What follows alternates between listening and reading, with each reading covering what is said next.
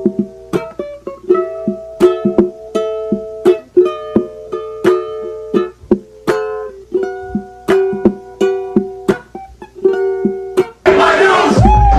MMA Island. MMA Island. Today I'm talking to the WBC champion and former Bellator fighter, Peter the Ronin Stanonik, a successful dirty boxing debut. Peter, how's it going today, man? Good, good, very good, man. Good seeing you, G. Awesome, man. Well, how's everything in Miami? We talked a little bit off camera and Yeah. you said it was the best, fight week of your life. So I guess talk to me about it. Yeah. So first of all, we stayed for 4.5 days, almost 5 days, and they had us in a very nice hotel. My coach and I didn't understand. We didn't know how were they going to house us since we're paying for tickets, plane tickets, and we have to stay for 4.5 days. So we didn't know how we were going to be housed. But then he thought of, well, you got UFC fighters on there, so they're gonna have to take good care of them. And I can't, dude. I was in a hotel room on the eighth floor. I could see the water. I could see boats being docked and stuff. It was just a different type of atmosphere in Miami, bro. The food was off the hook. I got to eat in South Beach, and in every Miami movie, you always see the strip, like in Bad Boys 3, when Mike Lowry died. I think it's Mike dies, or he gets shot. It's on that road where the drone comes in and they're picturing that road, in the movie. I was there. I've always wanted to go there because you see that strip and even on what's the show? We're in Miami, bitch. New Jersey Shore. When I went to Miami, they were always on that strip. Yeah, I watched the show. Don't judge me. But I loved it. The water was great. It was see through. No jellyfish on the beach. I was loving it, bro. Surprised I came back home. Mhm. Awesome, man. I guess how did you rate your performance second round TKO? You swarmed them for the finish. I guess what do you make of your performance out there? It's like a 5. It's like a 6. I'm not even trying to Really? Yeah, it It was looked fine. pretty good to me. It was okay. It was cool. It was dirty boxing. It's something you have to get used to. Coming from any other background sport, because there's nothing. The rules are very, very unique. So in Muay Thai, when I clinch, I want them right up on me, right? I want chest to chest, hip to hip. The only time I'll knee or I'll create an attack is when I hollow out, right? But here, there's no knees, right? So instead of starting, chest to chest, I have to start 50-50, where I can always throw an elbow. So that changed the game completely. I wanted to knee. The first thing I wanted to do was knee, and he actually did knee me in the fight, which I'm not even mad at, because I was thinking there's a chance I was going to get kneed or kicked or something, bro. I kid you not. So I wasn't mad. It's just he got me because I didn't think he was really going to do it, and he got me right in my sternum. So I just needed a little second. But the rule set's different. I think I did okay. I'll do better. Also, another thing is I've never fought in boxing shoes. Matter of fact, I've never sparred in boxing shoes. Right. I don't do the whole boxing sparring. Well, now I am, because it's indicative to my job. But I just never put headgear on, put on 16-ounce gloves with boxing shoes and a girdle and started throwing hands. I just didn't do that. I do Muay Thai, or kickbox or whatever you want to call it. But uh, I give it a 5. I'll do better next time. But I had to get used to it. The ring's like this big too. It's like that big. So I'll do better Awesome, next time. man. Yeah, so you fought in MMA, kickboxing, karate combat, Muay Thai, Mhm. and I feel like probably a few more disciplines. I guess how did you like the format as opposed to what you've done in the past? It's perfect. It's perfect. This 35 fight, 34, 35 pro fights now. I mean, I don't have any amateur fights. I've got a lot of fights, man. And so my body's starting to take a toll. And a lot of guys don't want to be honest, but I will. Throwing kicks in Muay Thai or checking kicks or just a lower body workout in Muay Thai, it takes a toll on you really quick. So a lot of guys are able to do Muay Thai for a long time, but they throw hands in Muay Thai. I just want to throw hands and elbows. That's my favorite thing to do anyway. So, um, it would be great. This promotion is perfect for me and a few of other guys on my team too. We got Paul Gonzalez and Javi. They would do great in this rule set, because we're not really just Muay Thai guys. We do Muay Thai, but we fight. You know what I mean? And so when you like to be in someone's face and throwing shit, it's perfect. I would love this promotion is like a dream come true. It used to be one, but I mean, one, I can't even get a holler back from them. So the fact that Dirty Box puts on a card all the time, I can stay active too. Yeah, this is it. This is it for me, man. Mhm. Do you feel like this promotion or this new hybrid sport, it could be like, how bare knuckle was to Mike Mm. Perry, where like your style translates very well, and do you feel like you could be a star under this new promotion? Yeah, I do. I do. It fits me good, man. I think everyone's first time out there, they got to get used to everything. Just the boxing shoes, the rule set. Um, I, my style is I pressure. I pressure and I throw hard. I mean, it's not much. My coach and I have a game plan. I listen to what he says, but most of the time, it's just go out there and fight. Whatever you do, just do damage to this dude. You know what I mean? There's not like we don't do a lot of do this, do that, do this, do that. I mean, I can't control it anyway. So just like, if guys would just go out there and fight, make it a fight, you know what I mean? Like you'll automatically be in the rule set. And I think I fit them perfectly. And why not, man? You know what I mean? This is my 18th or 19th knockout. I knock people out. They need somebody to brands. They're gonna end up making champions, you know. The homie Romo is the editor for them. So, I mean, it works out great. Mm.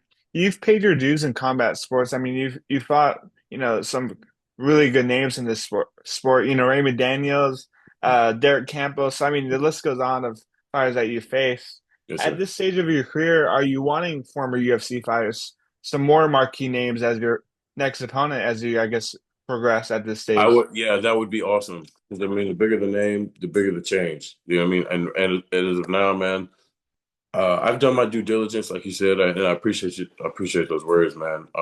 I've, I shouldn't even came this far. You know what I mean? So I'm good with. I'm content with where I'm at. Now I need to make some money. Like I've put in a long time of work, man. So I need to. I don't care who I fight. I don't really don't care. I just need to make some money. So UFC names would be the best. And why not go out with a bang? It's a win-win. It's a win-win. If I lose to him, I lost to a high-level world-class guy. If I beat him, I beat a high-level world-class guy. So why not? Yeah. I mean, they got to look out for me too. You know what I mean? And you beat Violent Bob Ross a few years ago, right? Yeah, I did. Yeah. Brian Awesome, man. Foster, AJ Weathersby. I met Matt Dixon from Matt the Dixon. Ultimate Fighter. I Yeah, think he's on you knocked Ultimate him out. Fighter now. Yeah, and I see he's working with Mike Tyson on the show and stuff. That's cool as fuck. That's cool as fuck. Said that in September you're looking to have like the biggest fight of your career. I guess what did Mhm. you mean by that? Is there something that we don't know that you know? Well, it was gonna be WBC. I was gonna go after the second belt in 168 WBC, but I mean, again, if I have to choose, dirty boxing would have to come first now. You know what I mean? Because I mean that's perfect for me. Now, when I defend my 165 belt, that is, with that option in there, that's first. So defending my 165, dirty boxing, and then 168 on WBC. But I really have a feeling they're going to call me back, and they're putting on a show really soon, and I can't intertwine the two, so I have to go with one or the other. I mean, defending my 165 would be great. That would be number one at all time. You know what I mean? Because that does a lot for your ego. You get to sleep better. You know what I mean? They're not really a champion until you defend it. So once they get 165, I'm on that. But dirty boxing's got to come first. I mean, I loved it, bro. I can't tell you how much this dog, Jon Jones, Mike Perry, they took care of the fighters, bro. It was unbelievable. Just the whole process. It's better than Glory, better than Bellator. It was the best, bro. I'm like, no shit. It was unbelievable, man. The whole week was just great. There was nothing wrong. You had everything you needed and even more, bro. So. Nah, man. I gotta. I'm trying to get a contract with them. I'm trying to fight through it. I'm trying to be their guy. You know what I mean? hmm Yeah, I was going to ask you about that. What was it like meeting John Jones, a guy that many people respect in this MMA world, and Yeah, he just retired a few days ago. How was that for you? yeah. That was my coaches and told me. I don't care what nobody say, bro. You respect the best, right? And so shit, you get a little. You know what I'm saying? I'm smiling about it now. When I was weighing in, I felt hands touch me like that. I thought it was my coach or Greg. And then they ended up saying, "Hey, John Jones slapped you on your neck, on your back." I was like, "What? Oh shit! Oh, that was cool as fuck." I got to shake his hand. I said thank you for the opportunity, and now he's my boss. I mean, what bad could come from this? Jon Jones is your boss. I mean, he's he's the best. And so last they Dirty Boxing one, I think they put on a KO bonus. They didn't do it this time, but they did put up performance and knockout of the night bonus. So when you have two former UFC fighters, aka one of them is the GOAT, they're only gonna look out for us. They know how a fighter is, man. So why would you go anywhere else? And you're in Miami. I mean, you're in Miami, bro. It's it was super. And then I took a picture with Jon Jones after the fight. He asked me how old I was. I was like, I'm 36. I'm getting old. He was like, oh man, you're young. Keep going. I was like, hey, come on, bro. All right, I'm gonna do it just because you said it. You know what I mean? Awesome, Come man. on, baby. Uh, and I haven't talked to you in a little bit. I Mhm. guess what did it mean for you and your coach, Bobby Peak? You've worked with him for so many years. What was it? What did it mean for you guys to capture the WBC title Mhm. after so many years in the fight game? Man, uh, people don't understand. I mean, the ones that know. But when you Bobby and I used to train in the garage. You know what I mean? In shirts. There was no gym. Right? There was talks of it, but I mean, you start from the bottom. Bobby was wearing N1 shorts and slides holding pads for me. You know what I mean, like we were working out in a garage full of mechanic. He's a mechanic, right? And full of parts, right? That's what we would do. I'm flipping tires in the street at his house and shit. Like now, Bobby's the head guy in WBC in our region. People, his phone don't stop ringing. Like he does not stop working. The dude don't stop working, and it's crazy that the dude even has time to coach. I'm telling you, it's unbelievable. So the time that we put in, and the time that actually and energy he's put into me, no bullshit, bro. He's. I mean, without him, bro, I wouldn't even be fighting. Like I would be going down a. You know what I mean? Now I understand this part me, but when everyone is not, when you have so many yes men around you, bro, and a lot of people are quote unquote scared to talk to you or tell you the truth. Bobby is not, bro. And so he you know what I'm saying? He told me some shit that was real. Had to flip my life around and now my life is so good right now, man. I'm not saying it can't fuck up at any point, but now I'm also prepared for shit like that to happen, you know? Like he's like life is good, not just fighting, bro. You know what I mean? It's like life is good. So to capture that, man, I think it was great. But I think honestly, it's better when he captured the WBC national amateur title with Diego, because Diego is literally only ambush. Like when I'm amateur career, I wasn't with ambush, and so for him, Bobby to raise a 11-year-old or 12-year-old, right? I've known him since he was 12. I've known the kid. To now, he's 21, bro. We've known him that long. And so for him to get the national title for him was, I think it's way better. I mean, I know he loves what we've done, but to start Yeah. to have a baby in the game and to now you make him national, he's 16-0 with 11 knockouts. Bobby's doing some shit. He's making shit happen, bro, that other people wouldn't even attempt to do, you know? So, Hmm. Most definitely, man. And I guess outside of the fight game, you seem really happy, just to be outside of the fight. I guess for you and Killeen, I guess what's been going on with you over there? um, Or like I'm any not right. hobbies or anything that's been Well, keeping you okay. So, busy? hold on. I got a new dog. It's Oh, decent. nice. Yeah, he's big. He's stressing me out and causing a lot of problems. Destroyed my house. He's a big ass dog. Oh, you can go take a picture. And he destroys my house. So that leaves a lot of I got a lot of energy into him. So other things can't start to stress me out so much. Um, I, I've cleaned my house, changed my house around, but really, man, I just it's I just know it's the end of my career, and it's not how you start, it's how you finish. And if I finished the way I was going, dude, it wasn't gonna be good. So now I'm like on a what 4 fight win streak. I don't know. I think 3 or 4 fight streak. I don't know. But I'm knocking people out. I'm back to.